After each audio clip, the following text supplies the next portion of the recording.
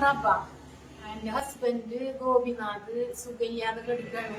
2015 ആൾക്കൊരു ഓപ്പറേഷൻ കഴിഞ്ഞു. അത് സക്സസ് ആയില്ലപ്പോ അതിൽ കൂടെ പഴുപ്പ് കയറി, ബോൺ മുഴുവൻ പഴുത്ത് മജ്ജൊക്കെ പോയി. ഇപ്പൊ വീണ്ടും ഭയങ്കര ക്രിട്ടിക്കൽ സ്റ്റേജിലാണ് ആള്. അപ്പൊ ആള് DC ഹോസ്പിറ്റലിൽ ട്രീറ്റ്മെന്റിലാണ്. അപ്പൊ അവിടെ 2 ഓപ്പറേഷൻ ചെയ്തു. ആ 2 ഓപ്പറേഷൻ ചെയ്തിട്ട് ഇനിയിപ്പോ മജ്ജ പോയോടത്തൊക്കെ വേറെ സ്ഥലത്ത് നിന്ന് മജ്ജ എടുത്ത് വെച്ച് വീണ്ടും സ്റ്റീലിട്ട് വീണ്ടും ഒരു ഓപ്പറേഷൻ ചെയ്താലാണ് ആൾക്ക് നടക്കാൻ പറ്റില്ല. അതൊരു മേജർ ഓപ്പറേഷനാണ്.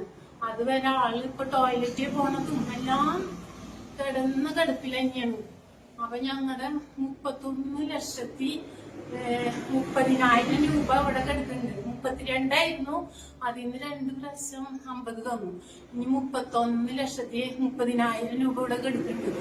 അപ്പൊ ഞാൻ 5ാമത്തെ അപേക്ഷയാണ് ഇവിടെ വെച്ചിട്ടുണ്ട്. തീരെ നിവർത്തില്ലാണ്ടാണ്.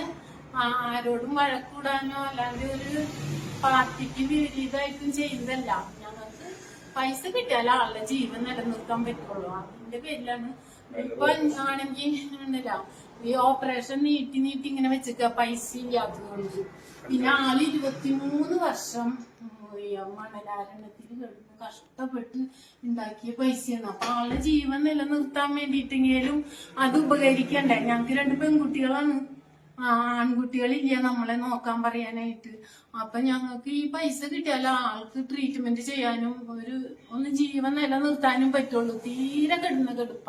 അപ്പൊ അതിന്റെ പേരിലാണ് ഞാൻ ഇങ്ങനെ കയറി ഇറങ്ങി നടക്കുന്നത്. സഹായം പറഞ്ഞപ്പോ നമ്മൾ കൂടി വന്നതാണ്. ജനുവരി 5-ാം തീയതിയാണ് ഓപ്പറേഷൻ ഡേറ്റ് ഫിക്സ് ചെയ്തിട്ടുള്ളത്. 10 ലക്ഷം രൂപയാണ് ചെലവ് DC ആശുപത്രി. അപ്പൊ നമ്മളിവിടുത്തെ ഉദ്യോഗസ്ഥൻ രാജേഷ് സാറും അതുപോലെ തന്നെ ശ്രീകാന്ത് സാറായിട്ട് സംസാരിച്ചു. അപ്പൊ അവരും സംസാരിച്ചപ്പോ അവരുടേതായ സാഹചര്യങ്ങൾ അവര് നമ്മളോട് പറഞ്ഞു. നമുക്ക് സാഹചര്യങ്ങൾ മനസ്സിലായി. അപ്പൊ ഇന്ന് വൈകിട്ട് ഇവിടെ ക്യാഷ് ക്ലോസ് ചെയ്തതിനു ശേഷം വൈകുന്നേരത്തിന് ശേഷം നോക്കിയിട്ട് ഒരു ചെറിയ രീതിയിലുള്ള ചെയ്യാമെന്ന് പറയുന്നുണ്ട്. പക്ഷെ ഇവർക്ക് ഒരു നിവൃത്തിയില്ലാത്ത സാഹചര്യമാണ്. അപ്പൊ അത് എത്രയും പെട്ടെന്ന് തന്നെ അധികാരികൾ കണ്ണു തുറന്നു. ഇപ്പൊ നമുക്കറിയാം ഇത്രയും വലിയ സംഭവങ്ങളൊക്കെ ഇവിടെ നാട്ടിൽ പല മേളകളും ഇതൊക്കെ നടക്കുന്നുണ്ട്. ഇവരെ സഹായിക്കാനുള്ള ഒരു നടപടി ഇവിടുത്തെ MLA അടക്കമുള്ള ആളുകൾ, മന്ത്രി അടക്കമുള്ള ആളുകൾ ഇടപെട്ട് ഉണ്ടാകണമെന്നാണ് നമുക്ക് ഇതുമായി ബന്ധപ്പെട്ട് പറയാനുള്ളത്. ഈ ചേച്ചിനെയും കുടുംബത്തെയും സഹായിക്കണം. ആൾ ഗൾഫിൽ വെച്ച് മണലാറ്റത്തിൽ വെച്ച് പണിയെടുത്ത് ഉണ്ടാക്കിയ കാശ്